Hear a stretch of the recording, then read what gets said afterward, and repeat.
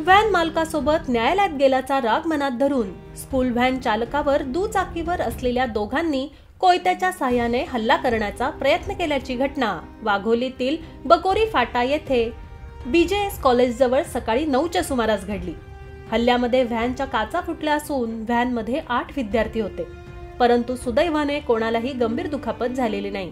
या प्रकरणी सचिन इंगोले वय वर्ष 27 या व्हॅन चालकाने फिर्याद दिली असून हल्ला करणाऱ्या अल्पवयीन तरुणासह आकाश तोरंभे याच्यावर गुन्हा दाखल करण्यात आला आहे।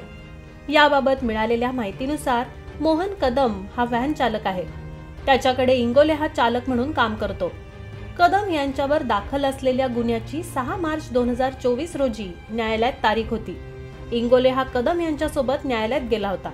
न्यायालयात का गेला याचा राग मनात धरून त्याने मित्राच्या साह्याने स्कूलमधून व्हॅन निघाल्यानंतर चालकावर कोयत्याच्या साह्याने हल्ला करण्याचा प्रयत्न केला। पुढे बसलेल्या विद्यार्थ्याला ही काच लागून तो किरकोळ जखमी झाला।